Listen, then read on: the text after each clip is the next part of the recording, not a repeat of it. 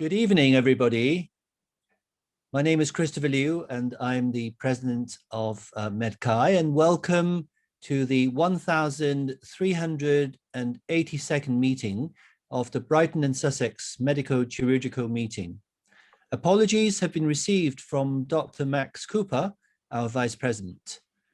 I have a couple of announcements. Firstly, we welcome new member, Dr. Janet Parrott, whom I think is in the audience.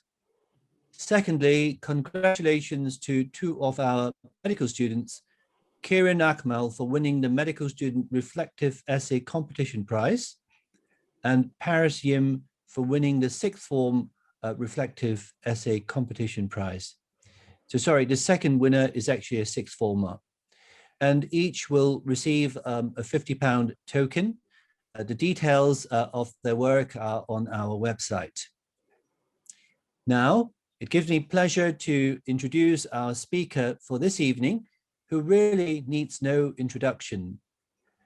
Dame Jane Dacre is an honorary consultant rheumatologist at Whittington Health in London and professor of medical education at UCL London.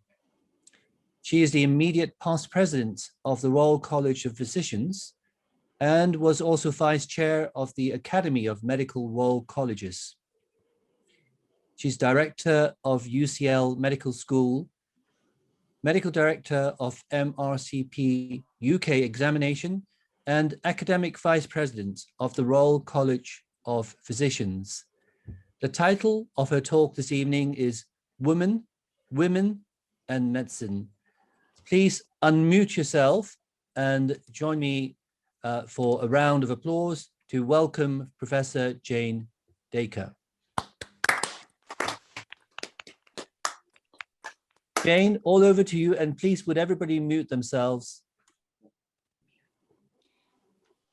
Good evening. Thank you very much, everybody, for inviting me. It's a pleasure to be here virtually. It would have been more of a pleasure to be there for real, but unfortunately, the times that we're in at the moment don't allow that to happen.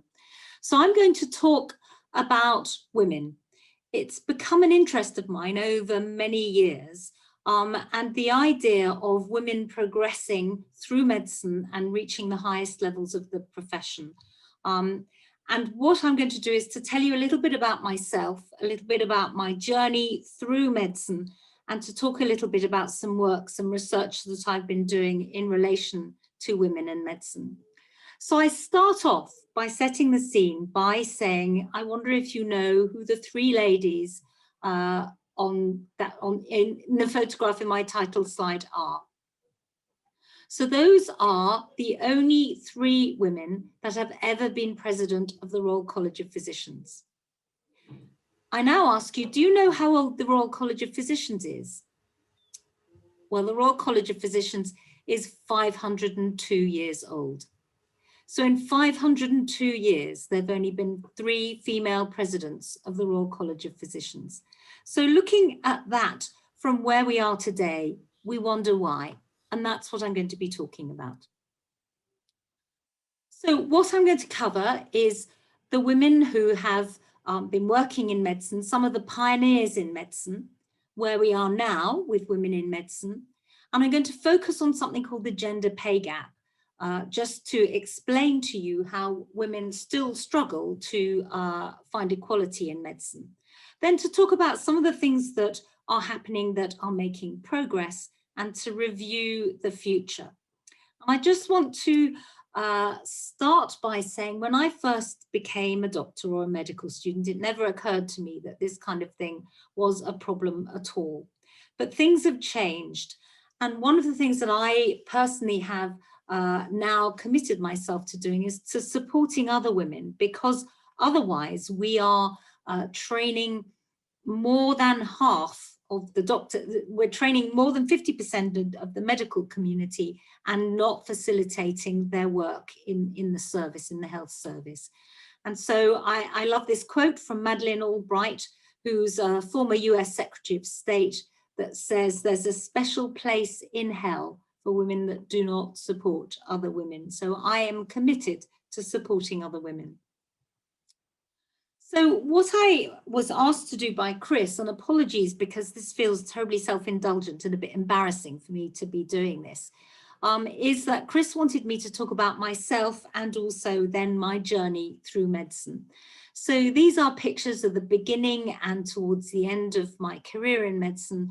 I seem to have not changed the way that I stand, but the picture on the left is me as a house officer at Barnet General Hospital. And the picture on the right is myself as the president of the Royal College of Physicians. So how did all this happen? Well, I was born in the mid-50s. My father was a doctor. That's a picture of my dad there. I was the only girl in a family of 4, and I think that significantly influenced my later career because I started fighting for my corner on my mother's knee. I learned about inequality because my brothers were allowed to do things that as a girl I wasn't allowed to do. I fitted in with them, and there are photographs of me in my early childhood in the middle of a hole or up a tree because I was part of the team. I was also passionate about nature. And so my father said that if I was interested in nature and I was also very chatty, he thought that being a doctor was a good thing for me to do. And he thought that the time was coming when it would be a good job for a woman to do. So age 12, I decided I wanted to be a doctor. And so I started work on becoming a medical student. And I, for some reason that I don't really understand, probably my father was very focused on becoming a doctor. So I went to UCH Medical School in London. I absolutely loved clinical medicine, as many of us do. I had terrible imposter syndrome because I thought that everybody in my class was clearly much, much cleverer than I was. So I tried to prove myself by doing quite a number of things, and I suppose maybe I still am doing that. I did an intercalated BSc and was lucky enough to work killing guinea pigs at Harvard Medical School. There was quite a technique for that. I became the lady vice president of the MedSoc, but in those days, the lady vice president's main role was to do a fake striptease in the medical students' review, so it wasn't a very serious thing to do. I married in my last year of medical school. I then started to be a doctor, and that picture that I've shown you before is me as a house officer at Barnet General Hospital in London. I did my SHO jobs in Bristol. Because I was advised that if you were a woman and a career in medicine, you probably should do either pathology or primary care or GP. I tried pathology. It wasn't really for me. So I returned to medicine as a medical registrar at the Hackney Hospital, which was part of the Barts group. And I became a born-again physician. I absolutely loved medicine. And I really loved teaching at the time. And I did an awful lot of teaching just because I enjoyed doing it. I was married. My husband was a TV executive. So a large part of my early career was governed by being the editor's wife. Whenever there was a problem in the world, a world event, a war in a small country, my life was turned upside down. I occasionally went to glitzy TV events, but as the wife. But it made me determined to keep going to work, to continue to have my own identity. I'd come from I'd married into a very male macho family of 5 boys. So I became more and more determined to have my voice heard. But as somebody who was a wife and a mother in the early 80s, I always assumed the majority of the majestic responsibility, but I did it all very badly. I delegated household tasks as much as possible and spent a large part of my income on nannies and getting the house cleaned. I became a mother. I had very difficult obstetric history and ended up, for complicated reasons, suffering an iatrogenic cholinergic crisis. I struggled to make it all work. I had 3 children and I seemed to be in the middle of I felt like a juggler on a motorcycle. I had nannies, I had au pairs, I had mother's help, I had a nursery, and I had work. and the other mothers at the school gates weren't kind to me. This is a great quote from one of them. One of my children had ENT problems and a constantly runny nose, and she leaned into the car where I was dropping off my children at school and said, "Don't worry, dear, your mother will wipe your nose when she finds the time." When I was finishing my thesis, my 2-year-old son was up. It was on election night, so my husband was out covering the election. I was trying to get my thesis together and stick the pictures in, which is what you had to do in those days. And my 2-year-old son was faffing around with the spray mount, and so some of the pages stuck together. And when I had my thesis approved, one of the pieces of feedback was that there were some pages that were stuck together, and please, because I'd sorted out. And I wondered how many people's theses had their pages stuck together because their 2-year-old son had been fiddling around with the spray mount when they did it. My children now, fortunately, have forgotten the neglect. So that was just a picture of my early career, and now I'm going to talk about something that's maybe a bit more interesting to talk about. So I went on through my career as a born-again physician, and I went through all of the steps that one did in those days. I did the MRCP, I finished an MD in rheumatology, I became a senior lecturer, I became one of the first professors of medical education that there had been at UCL. In fact, maybe I was the first. I became vice president of the Royal College of Physicians. I went on to GMC Council. I became gradually the director of the medical school, the president of the College of Physicians. I'm now the president of the MPS, and I'm a special advisor to Jeremy Hunt on the Select Committee. And I also chaired the Gender Pay Gap Review. So it all sounds a bit much when you read it like that, but actually I see myself as being quite normal, and I think that women should be able to do these things and be quite normal. I'm still married to the same husband. I have 3 children, Claire, Rob, and Anna. I've got a dog called Jessie. We've had a number of hamsters, and I now have grandchildren. My grandchildren are all female. Now there's a thing. What kind of barriers did I have during my life? Well, work-life balance is an absolute nightmare. It was then, it still is now. And the juggler on a motorcycle comes to mind. You're constantly not doing things properly. You're constantly rushing around from pillar to post to get things done. Childcare is really difficult. There isn't a way of doing childcare perfectly. Your nannies are either over-controlling or under-interested, or you try a nursery and it doesn't work, or you try an au pair and they're not capable of doing the job. And it's a real struggle. You suffer from unconscious bias. People assume that because of who you are, you can't do your job. Part-time opportunities are way better now. When I was looking for a part-time job as a senior registrar in rheumatology, because I felt it was the only way I could keep going, there was one formal part-time training post in the whole country for people with domestic responsibilities, and I didn't get it. Then there are also the social and societal expectations on women. When your children are ill, they ask for their mother. When the school wants somebody to come and collect somebody, a child that isn't doing well, the expectations, particularly in those days, was that it would be the wife that would do it.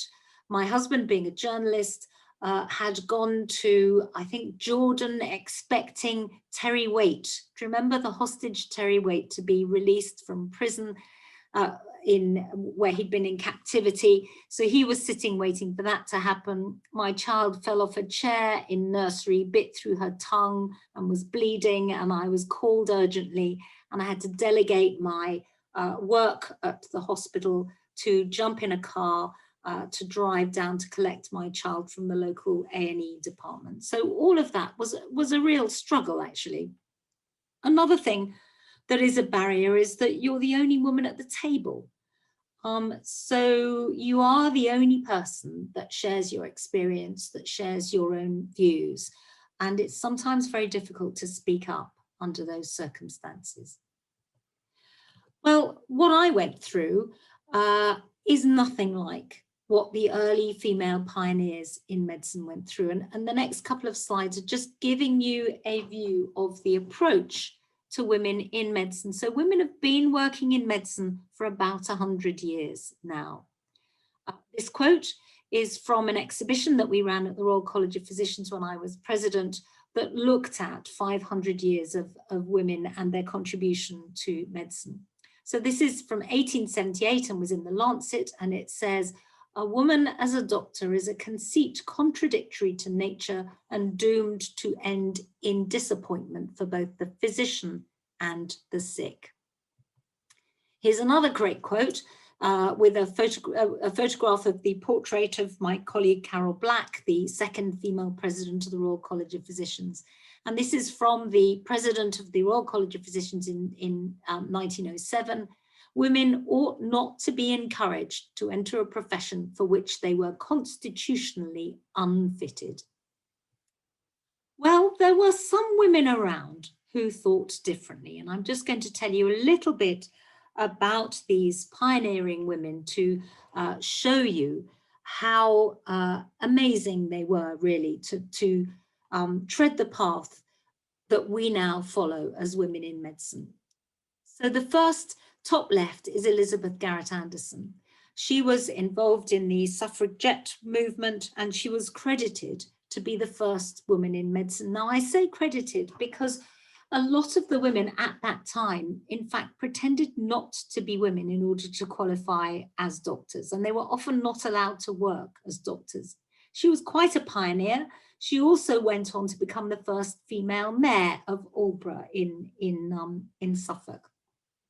Next to her, in the middle, in the oval, is Sophia Jex-Blake. Now, she, with Elizabeth Garrett Anderson, set up what is now the Royal Free Medical School. It's now UCL Medical School, but it was the Royal Free when it was first set up, and was the first medical school in this country to train women. She was, by all accounts, quite a feisty and unpopular lady, and because of that, she never really reached the top, and she had difficulty getting her qualifications recognised. The lady with the snazzy hat is called Elsie Inglis. She was one of the first female doctors that was working during the war in Crimea, during the Crimean War. And the anecdote that I like best about Elsie Inglis is that she made Florence Nightingale look like a part-time care assistant by comparison, because she was so driven. My favourite is Dr. James Miranda Barry, the bottom left. So Dr. James Barry was a surgeon who qualified as a surgeon, who worked for the army and became the chief surgeon in the army. And it was only after her death that people discovered that she was actually a woman. And rumour has it that she'd also had a child, and that she lived and worked her career as a man. Then we move on to some ladies that are perhaps more recognisable and were pioneers more recently. The lady in the red is Dame Sheila Sherlock, the so-called mother of hepatology. She also worked at the Royal Free Hospital and is a legend, became a legend in her own right. She was married to Jerry James, who was a physician who was an expert in sarcoidosis, and they had 4 children. And the woman on the bottom right is Dame Margaret Turner Warwick. Now, she's the lady, the elderly lady in the first photograph that I showed. She was the first female president of the Royal College of Physicians, and that was in the 1970s. Now, she didn't have any truck with this feminism and women's equality stuff. She thought that if you were good enough, you'd reach the top, and that people just needed to try hard to be good enough to reach the top. And these kinds of women paved the way for where women are today. So in my own career, I first became gender aware as a child, as I mentioned, but in my medical career, my first foray into this was in 2009, where you can see there's a picture at the top of myself and some colleagues at a conference that we were running in the Middle East for doctors. And there was a women's medical college in Dubai where we were running this conference. And if you look at the people there, there are two women sat in the middle of a sea of male faces. The two women are Carol Black and myself. And in 2009, we published a report called Women and Medicine, the Future, which looked at the number of women coming through medicine and predicted that there would be problems unless we sorted this out. Well, if we fast forward to more recently, this is when I was president of the Royal College of Physicians, and you can see that as president of the Royal College, I'm still surrounded by a large number of men. And this is the year in which we published the Gender Pay Gap Review in Medicine, which is called Mend the Gap, the independent review of the gender pay gaps in medicine in England. So my awareness was there, but the situation hadn't really changed in the 10 years that I was beginning to look at this. The other thing that I've learned through my career, and is quite an important thing, is that in order to get things changed, you need to speak truth to power. And this is me beginning to be able to have the confidence to do that. So this is in probably 2015, where I was president of the college and Jeremy Hunt was the Secretary of State. The year after that, the Junior Doctors Industrial Action started. And I found myself in a position of being head of a college that had a large number of trainees that were really upset by what was happening to the junior doctors. The problem was the imposition of the contract, but there were a lot of other struggles going on at the time. And the picture on the right is a meme that somebody made of me based on Game of Thrones, if anybody's a Game of Thrones fan, that shows me really as a bit of a caricature standing up to the Secretary of State. I have to say, we had quite a lot of sparring in those days, and he and I were not friends at all. So where are we now in medicine? I just want to pick up, bring us up to the present day. This data is actually from 2017-18. The picture on the right is a graph of women's entry into medical school since the 1960s. So when I went to medical school, which was I qualified in 1980, there were quotas in medical schools for the number of women that could be admitted. So I went to UCH Medical School, which was only allowed 30% women, and most medical schools had those kinds of quotas. In 1975, there was something called the Sex Discrimination Act, and you can see that after 1975, on the image, the number of women in medical schools increased. And in fact, in 1997, it looked like that increase was becoming exponential. That caused a huge stir. There was a lot of concern that if there were too many women in medicine, it would reduce the political power of the profession. Fortunately, that increase looked as if it was just catch up, because where we are now is that there are about 60% women, 40% men in medical education globally, and it works itself out. If you look at NHS digital data, 45% of hospital specialists are now women. All specialties have more women than they used to have. 77% of NHS chief executives are women, and but only 44%, I can't see my slide properly, of medical directors are women. So women are catching up, they're getting into the profession, and they're beginning to move towards the top.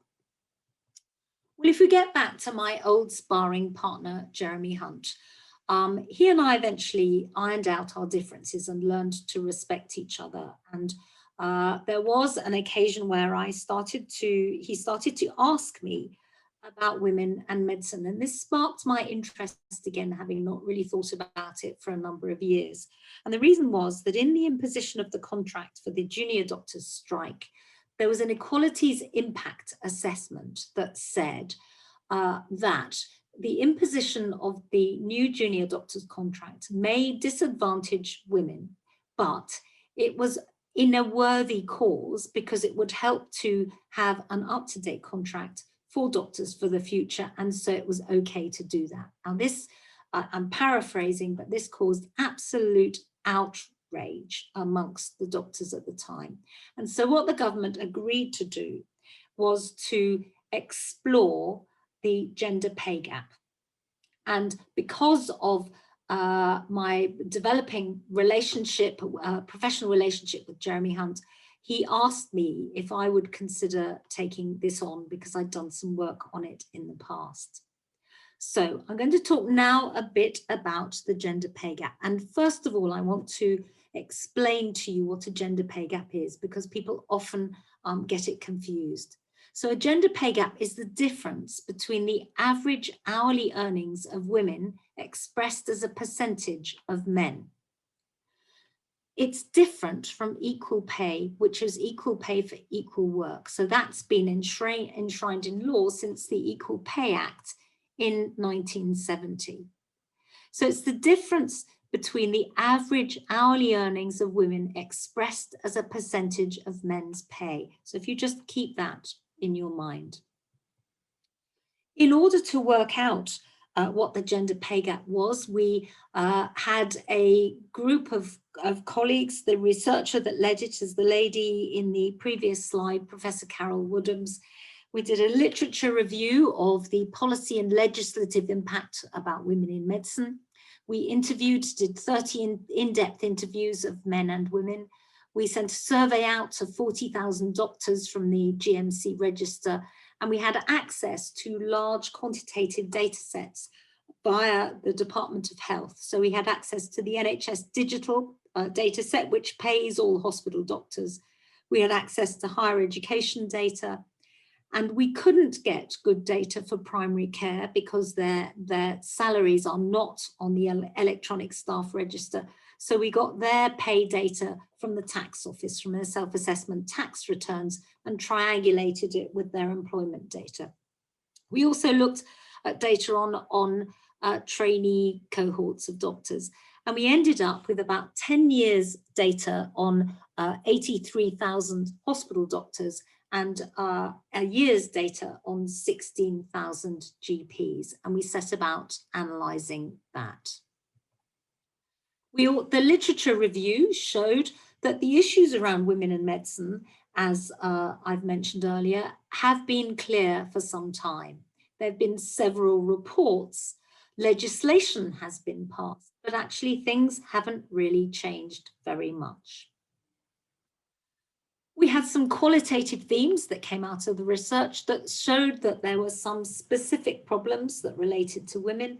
There were individual factors that related to pregnancy and family, to the specialty choice that people went into.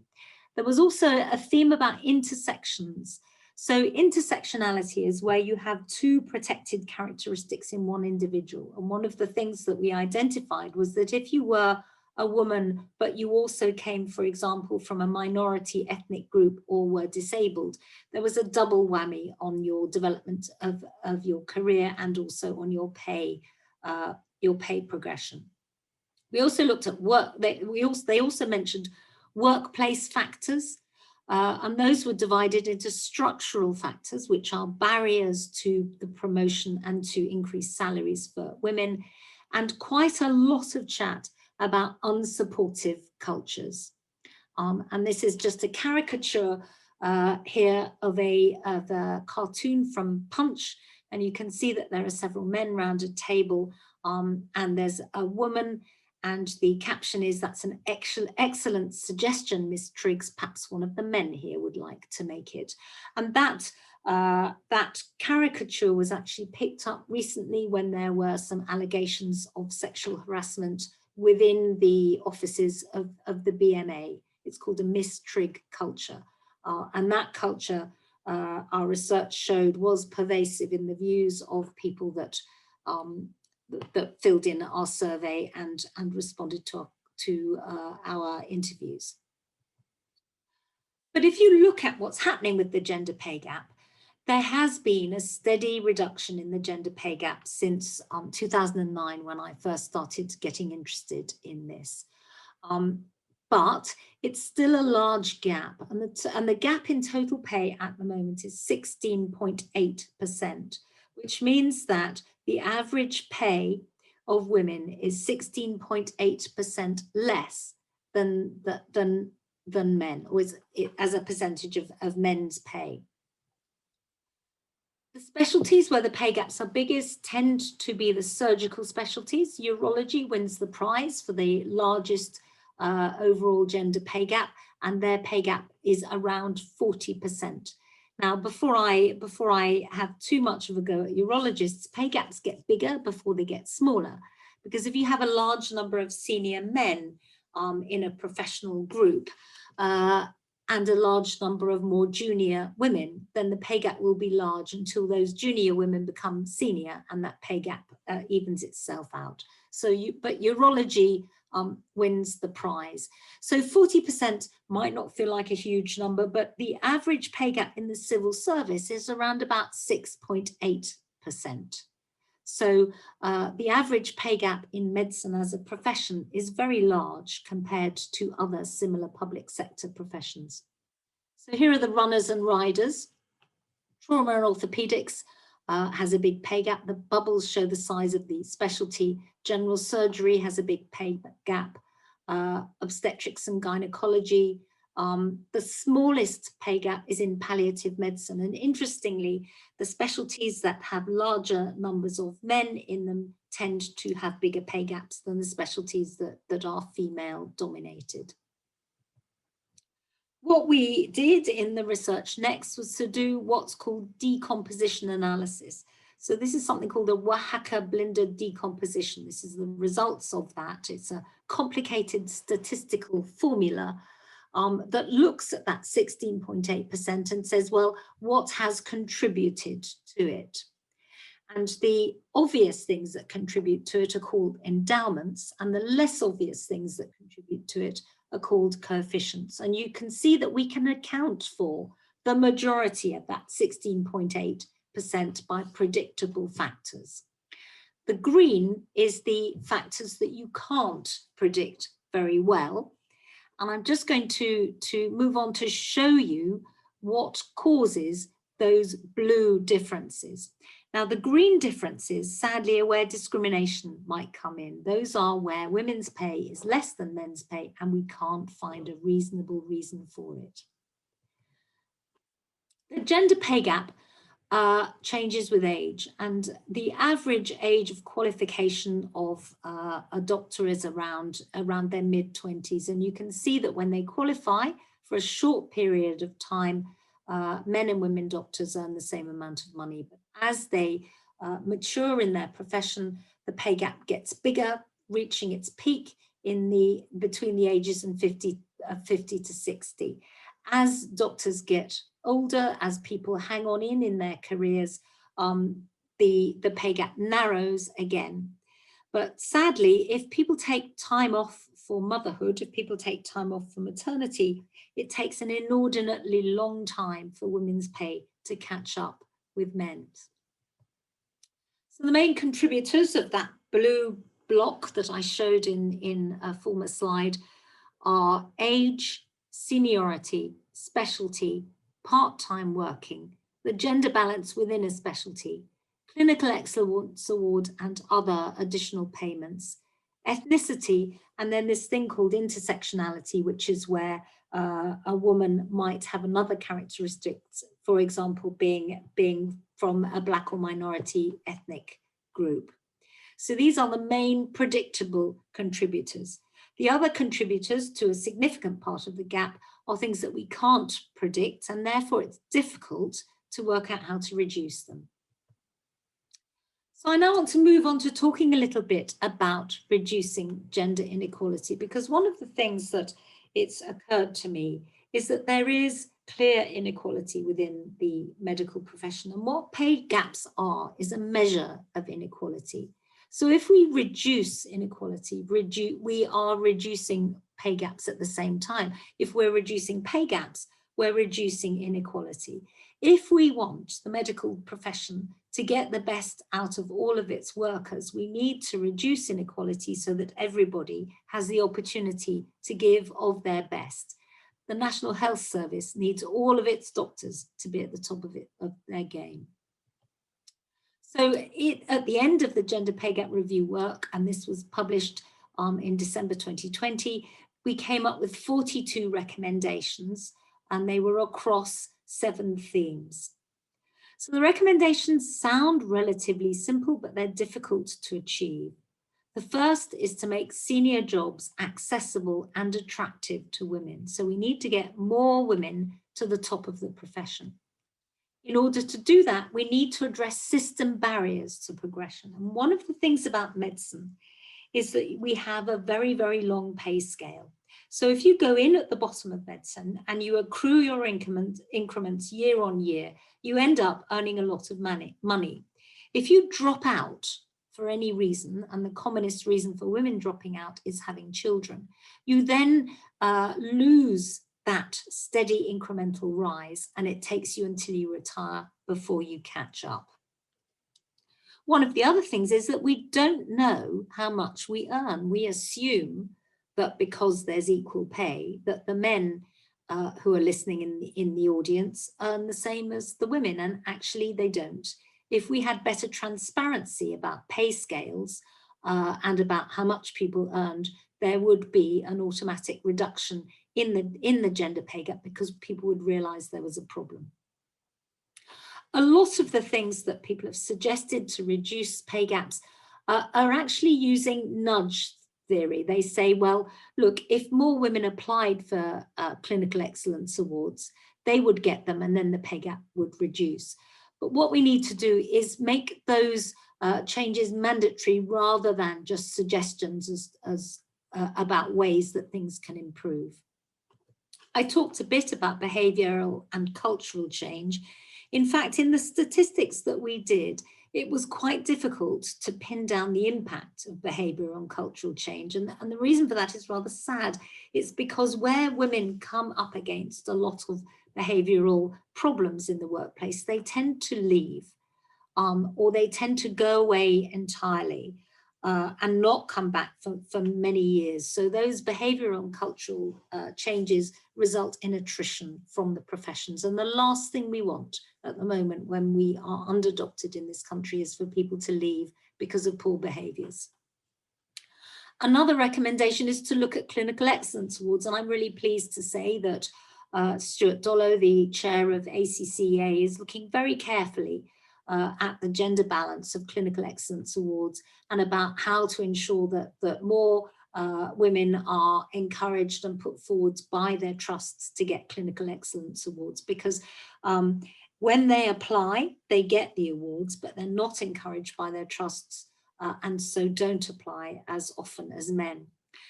In addition to clinical excellence awards, one thing that's really interesting that causes a difference between men and women's pay is that women's extra work tends to be nurturing educational mentorship work.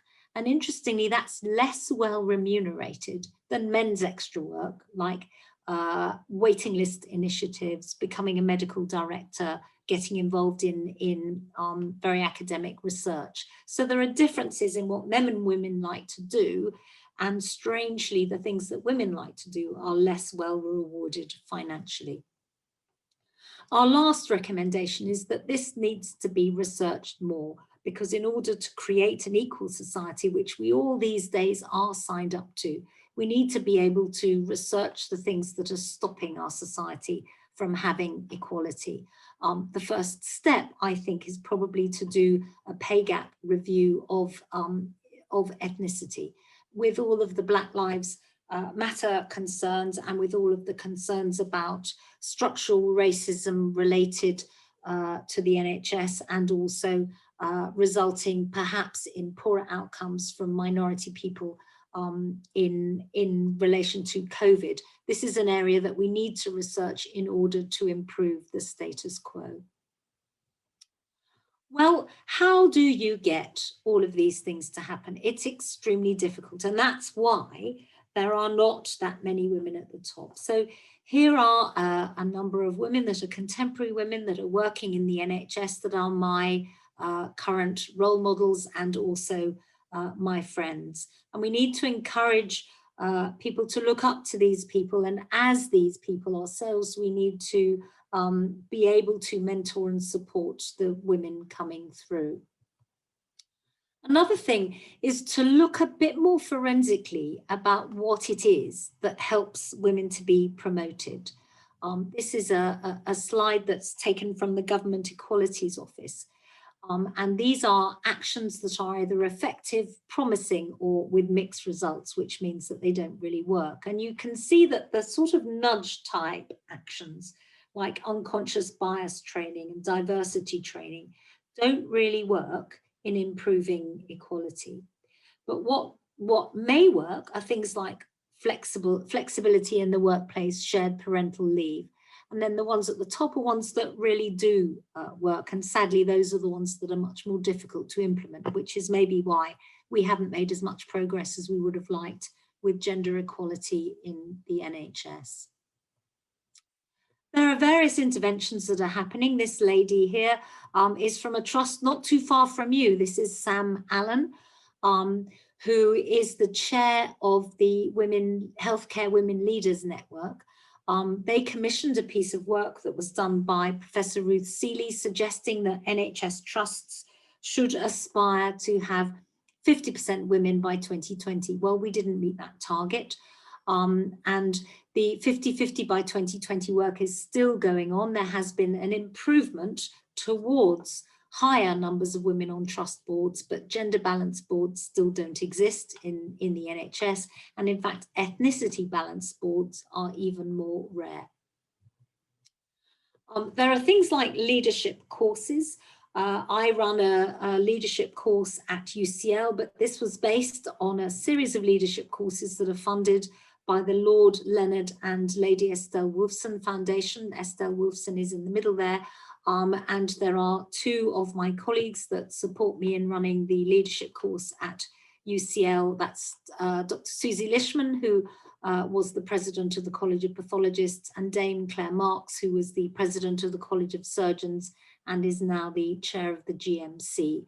So we have got several of these courses running now. There have been a number at the College of Physicians, a number at the College of Surgeons, and there's one at UCL Medical School. So we're chipping away at encouraging a more diverse field with more women coming to the top. And all of these women go on a course and they're mentored, and we help to support them in their career progression. And our latest cohort have not only had a few babies, but they've had promotions, they've won prizes, and they're reaching the top of the profession. So it's really heartening to see.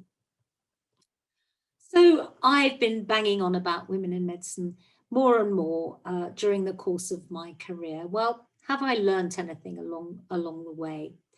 The first thing is just do it. The F in that first bullet point is a rude word. But if you see something that you think isn't right, there's a lot of pressure on us just to shut up and let it happen. But we need to get on with things. And so I would urge people, what I have learned is that when I see something that isn't right, I need to gird my loins and I need to have the confidence to call it out and do something about it. Now, in order to do that, you need to know yourself. You need to know the way you want to go about these things. And I am not an adversarial person. I would far rather work with people than work against people. And so I've had to learn that that's my way of doing things. And I've had to use that during my career, even in quite adversarial circumstances. I've learned that I have to keep going. You get knockbacks in a career. Everybody gets knockbacks in their career. But one of the biggest difficulties for women coming through, particularly in surgical specialties, is when they get knocked back and they decide to leave. So I've learned that you need to keep going. I've learned that collaborating with people works. Whoever you work with, you can find something to work with and to admire in any single person that you work with. And Jeremy Hunt and I were terrible adversaries to start with. We now work really close together and have found a common cause, which is about workforce and patient safety in the NHS. Another is to think outside the box. There's a great quote from Quality Improvement that says, that every system is designed to get the results that it gets. And if you want to get different results, you've got to change the system. Or perhaps to use that quote that was referred to as coming from Einstein, which is, if you always do what you've always done, you always get what you've always got. So be creative and think outside the box to introduce change. See the good in people. Even your adversaries have got something good and something you can work with. Be true to your principles. And to all the mothers out there, my strong recommendation is that the best is the enemy of the good. If you try to be perfect, you won't achieve it. But being good is good enough, and that helps you in your career. And another thing to anybody out there having a career in medicine, and it's really difficult to achieve now, particularly in the outbreak, is try not to worry about things. Try to enjoy your career. Medicine is a great passion. It's a wonderful career. And so do try and allow it to make you happy. Most importantly, stick to your core values. So I've given you a glimpse of who I am and where I come from, which feels rather uncomfortable, if I'm perfectly honest. I did it for you, Christopher. But my core values are about family, women, equality, honesty, patient focus, and innovation.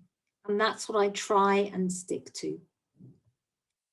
But you have to be careful. One of the things that I've had to do in order to make change and get my message across is to do quite a lot of media work and to recognize that I've had to raise my own profile. And this is one of my first radio interviews. Now, it takes a little bit of time to realize what a gaffe I made.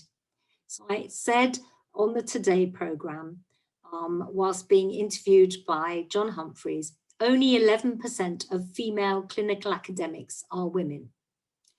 I didn't realize that I'd said it, but what I did realize shortly afterwards is, as a clinical academic, the citation index of Coleman balls in private eye is much, much higher than any citation index I've ever had in medicine.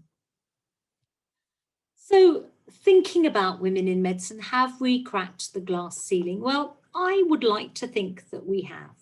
We are beginning to punch through. Women are beginning to contribute as much as they can to medicine, but we still have a way to go.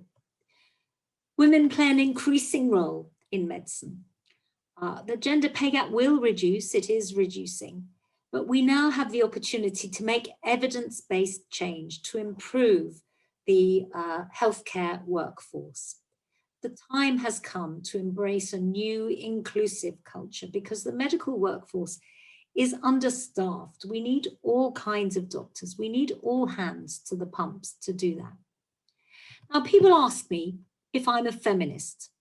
So I'm just going to finish with this last slide because I never thought I was a feminist. I'm not a women's rights person. But this quote from Rebecca West rings true with me. I've never been able to find out precisely what feminism is. I only know that people call me a feminist whenever I express sentiments that differentiate me from a doormat.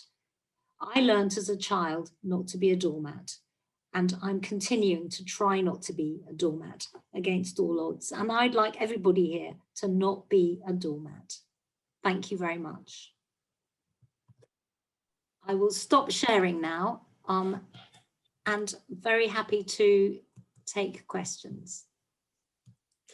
Thank you. I would like everybody please to unmute and show our appreciation.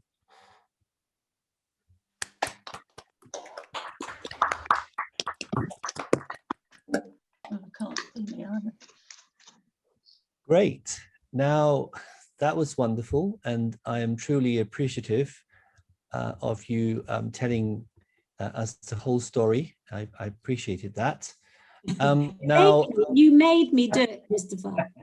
You know, this is one of my really, really bad characteristics that I am a control freak. I try and control people who I should not be controlling. Do we have any questions, please, from the audience?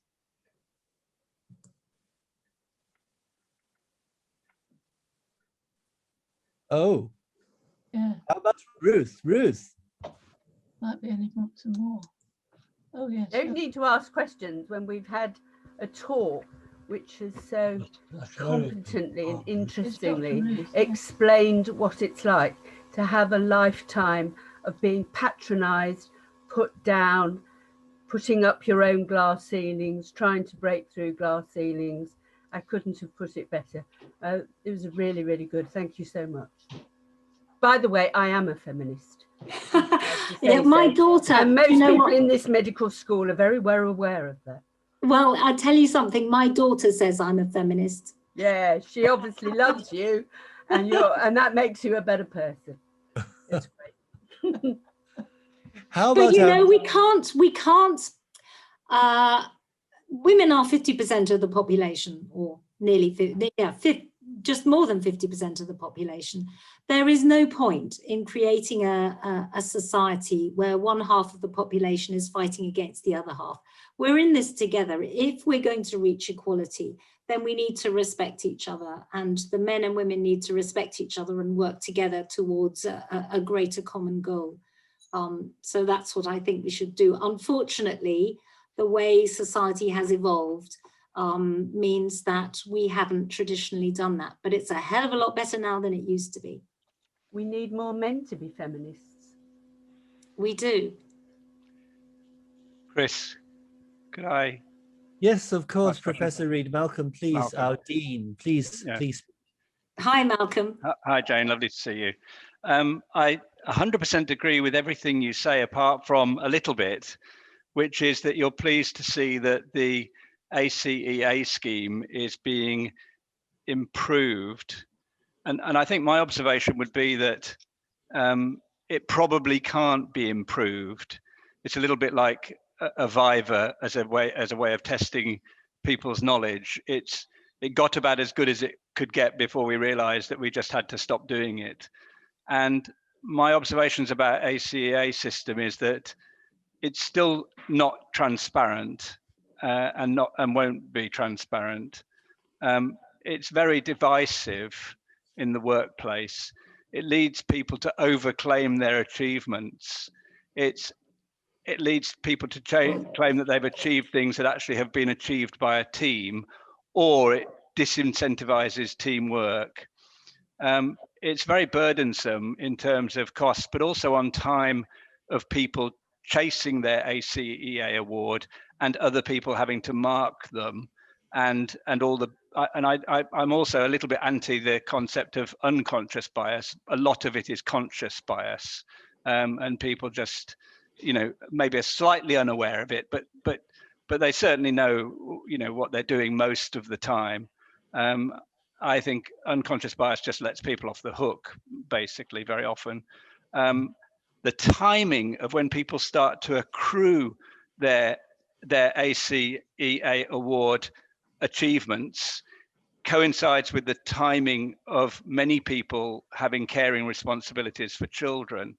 And you score points by, as you say, research and traveling and networking and a whole range of things like that. And so I honestly am really very disappointed that the ACEA scheme is being yet again revamped to try and make it less unfair than it is. And it's not just unfair on women, it's unfair on minority ethnic colleagues, and actually in a whole range of other ways. And I speak as a previous beneficiary of the scheme, so I could be labeled a hypocrite more than a feminist, I think.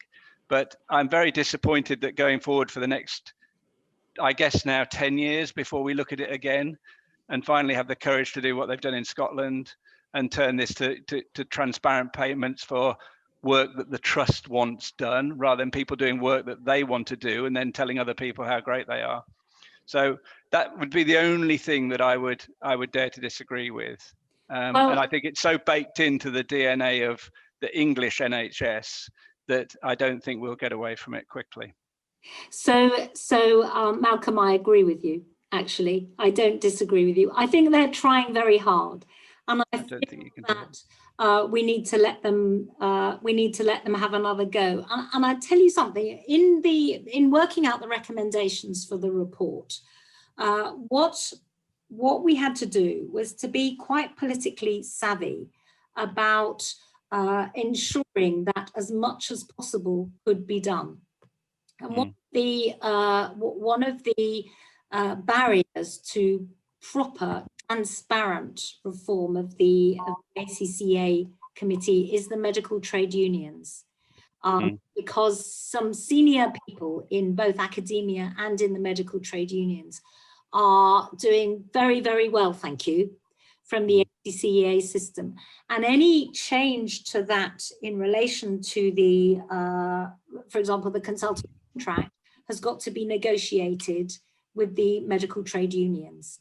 And there are some things that they are just not going to do at the moment. So it's the art of the possible. And then the other thing I would say to you slightly cheekily is Kevin Davies, who's the new medical director of the ACCA, was a senior member of your medical school until very recently. So surely you're going to task him to sort it out. Well, it's not my medical school, but and Kevin is not in my control. The other thing I would agree with you about is, as a lifelong Labour voter, a sneaking admiration for Jeremy Hunt, partly because he's someone who's prepared to make a joke at his own expense. Yeah, I've got to know him very well, actually. And we were such adversaries in the early days. I actually think he's one of very few people of his ilk with integrity. Yeah, and a conviction politician. Anyway, thank you so much. Thank you. I think somebody with a hand up, Dr. Farah. Sorry, that's Kali here. Hi. We just called him Kali. Kali, Kali, please, I'm Kali. Director of Medical Kali. Education at Brighton. Hello. Can you hear me? Yes. Can you hear me? Not Yes, very I well, can. Kali. Get a little bit thank you. closer to your mic. Okay. How is that? Better. Is that better? Yes. No? Yes. Okay. No, I think I completely agree with the CA situation. The only way to make it better is to get rid of it, but that's different. The other thing I was going to say was that a lot of these changes will only happen if it's mandated, because you can try doing things. For example, the Athena Swan Awards helped a lot to get the universities focused on women in academia.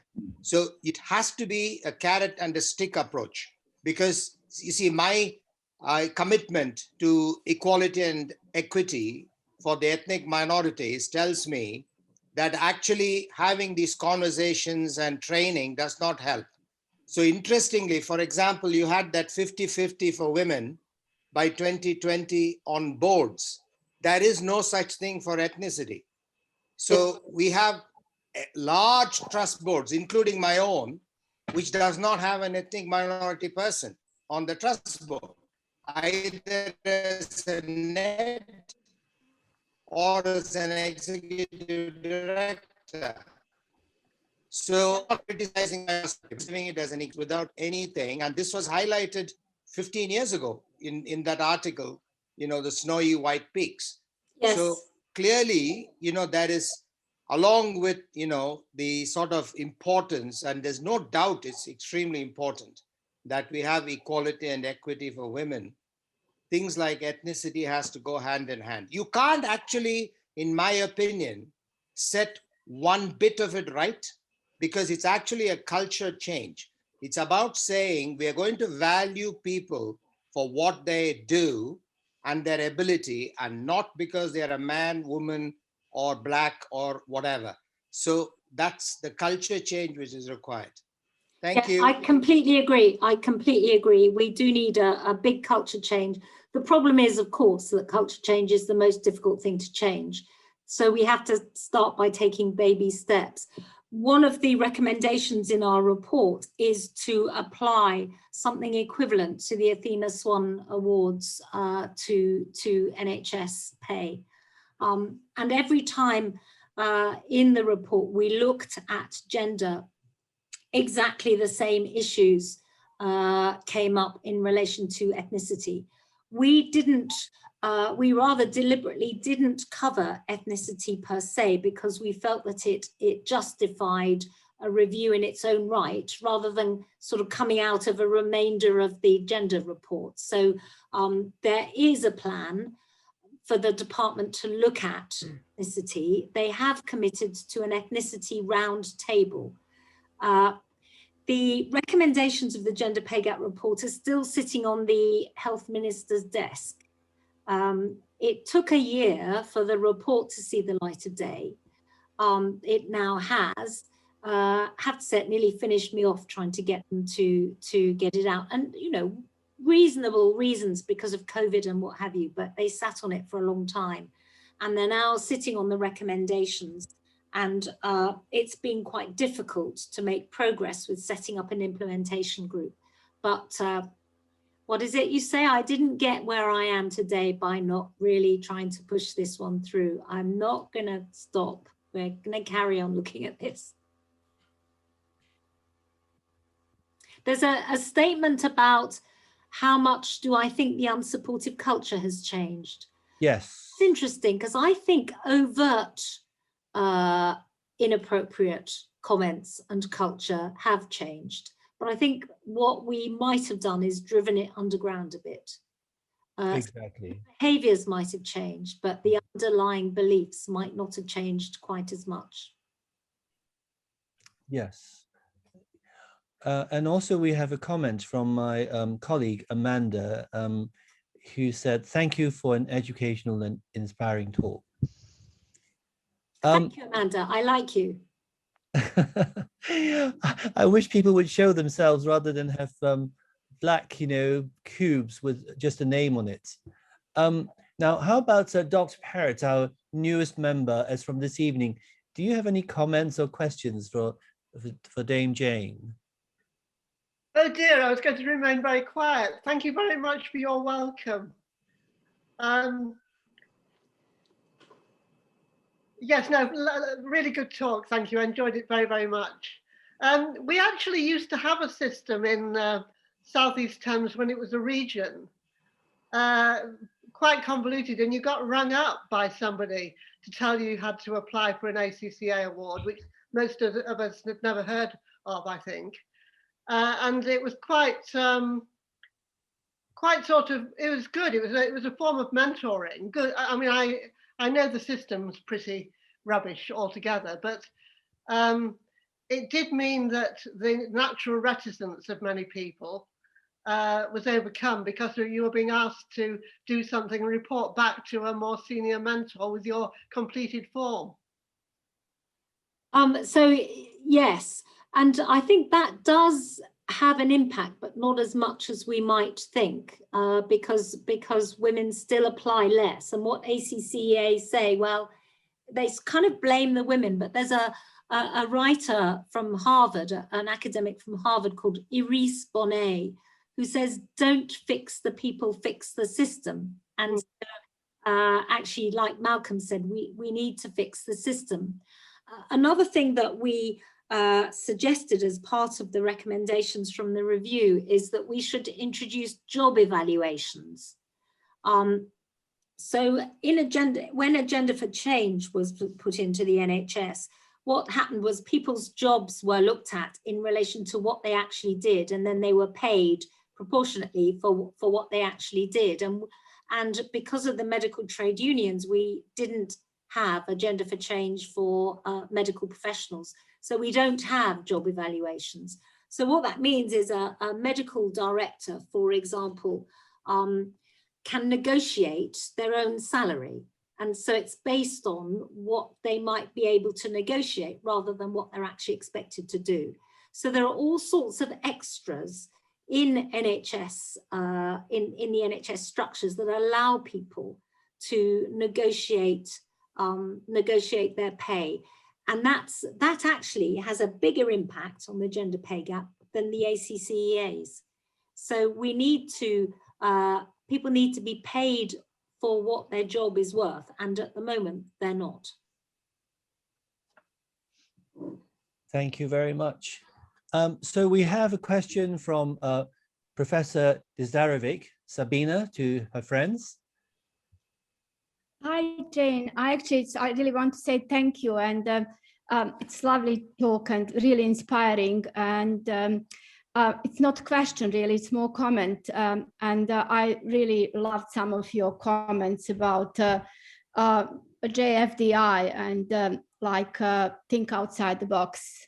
So I think it's great to see you showing your role models, and clearly I'm sure that many of us from the College of Physicians see you in that context as well. And yeah, I just wanted to say that comment first, but now I wanted to continue with something which you just talked about, negotiating your value for the job plan. It's also a tricky subject as well, is it? Because it then puts in position people who are evaluating you in a lot of power as well. So I'm not sure, because I know from my colleagues for Agenda for Change that they actually really don't like it.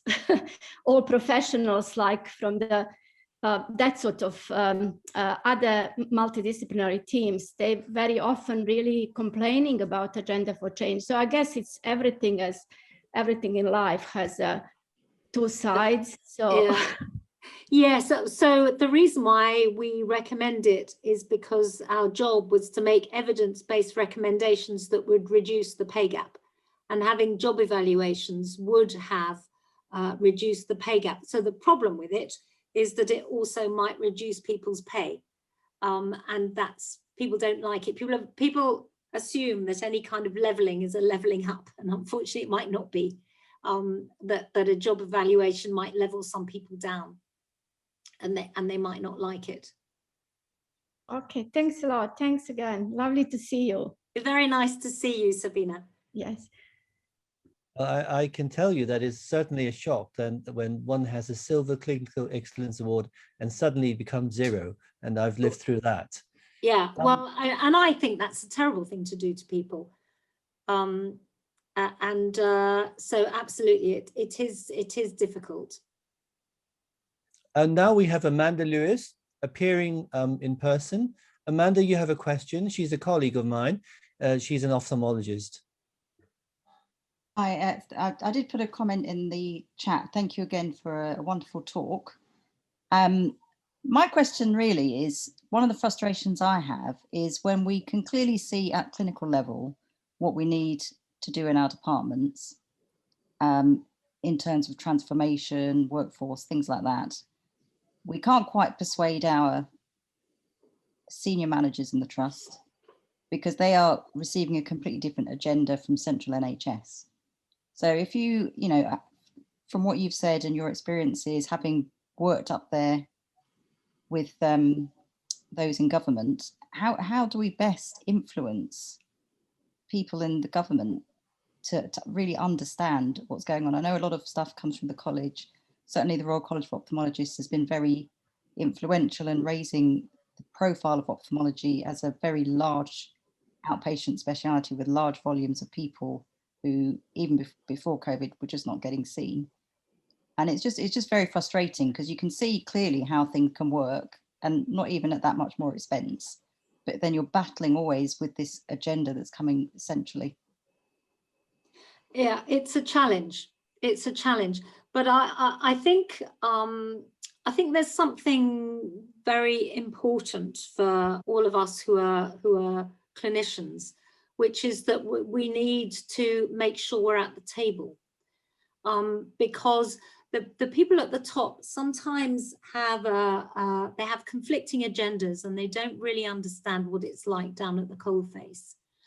And I think the way to do that is partly via data, which is why I think the data that we've had for the gender pay gap review is really important to be able to give numbers, but it's also about being there. So I would suggest that everybody who can be needs to, if they have a passion for this, is they need to get themselves at the table. So via their colleges, via other routes, we need to be inside that tent. So once you're at the table talking to the people who are making these decisions, then you can influence. If you're not there, you just don't even get a look in and they don't even try to understand. So this is actually about clinical leadership. I'm talking about clinical leadership. And I think we all need to speak truth to power, and we all need to become clinical leaders in our own sphere and at a higher level. Great.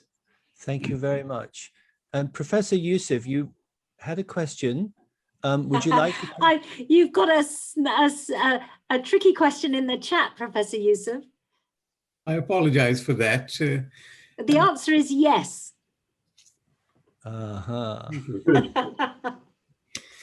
And if I may just briefly, it's not very fashionable to talk about reversing and turning the clocks back, but for junior doctors, is there any prospect of improving their lives in terms of having the amenities that you and I enjoyed as junior doctors, basic things like having a decent mess and access to other support within the hospital to make their life easier? I mean, I really feel for them because they are unable to mingle with their own peers in a friendly environment. They are unable to find comfort in long shifts, etc. So is there any prospect of that happening, or have we gone too far now? So I'm not sure we should turn the clock back. Maybe we need to buy a new clock. There is recognition in Health Education England of the difficulties that junior doctors have been working through. And so Shona McLeod has been leading a piece of work that's called Improving Junior Doctors' Working Lives. And a lot of people are putting a lot of thought into how to improve their morale.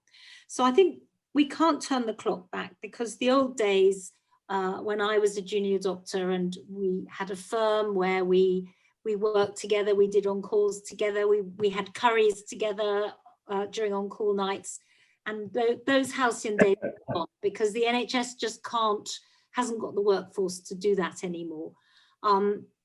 But I think we can reproduce it, and there's some work that the College of Physicians have been doing that's about re-envisaging and reinvigorating the medical team. So I don't think we can turn the clock back, but I think we can work towards having a new clock.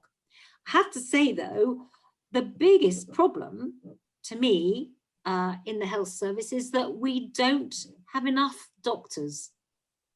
If there were enough staff, then everybody would feel better. If we had proper workforce planning, and if you use that proper workforce planning, it would make it blindingly obvious that there aren't enough doctors.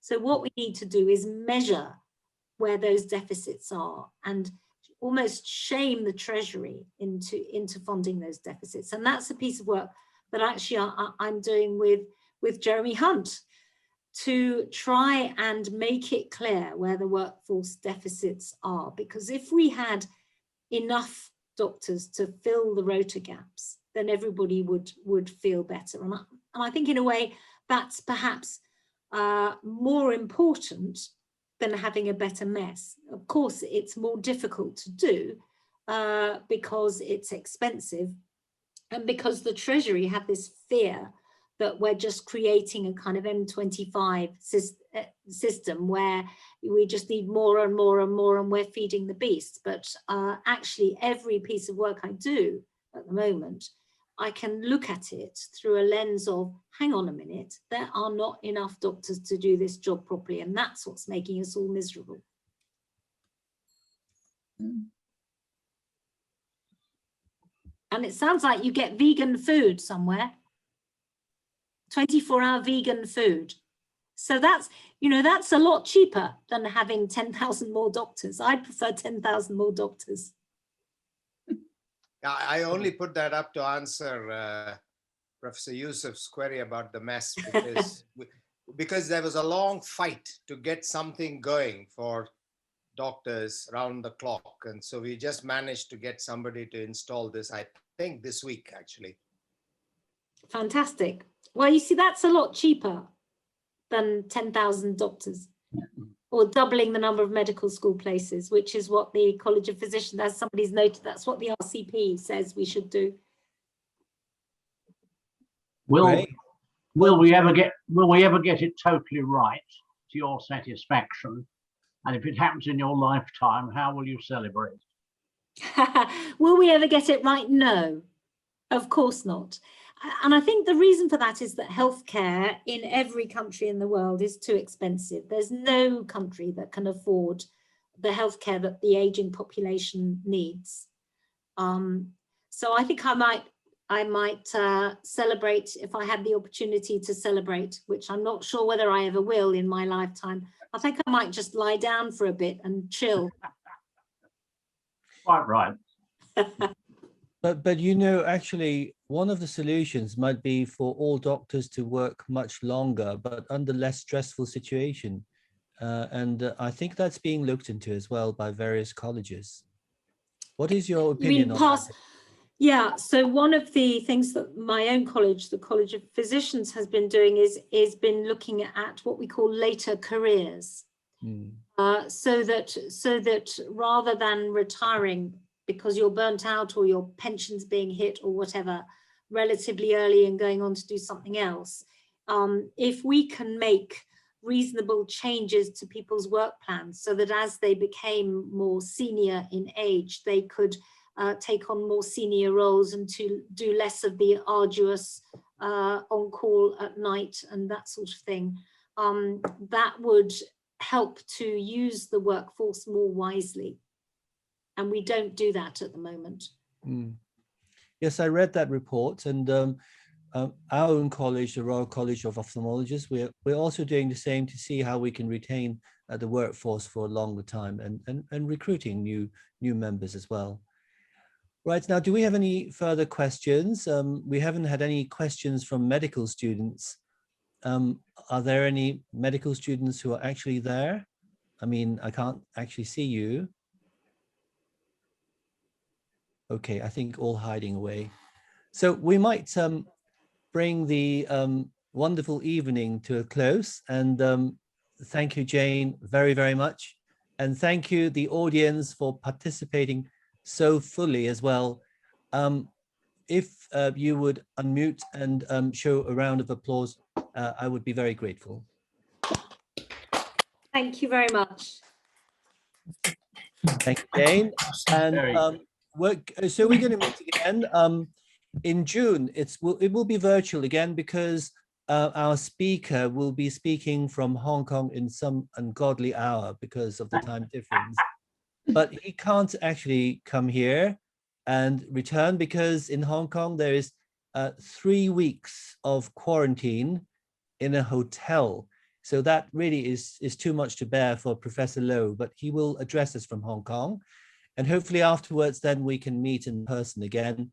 And don't forget to start thinking about the Royal Pavilion dinner for the December meet. And Jane, you will be coming, won't you? Please come as my personal guest. That's very kind. Okay, good night, everybody. Till next time. Bye. Bye. Thank you very much. Thank you. Bye-bye. Good evening.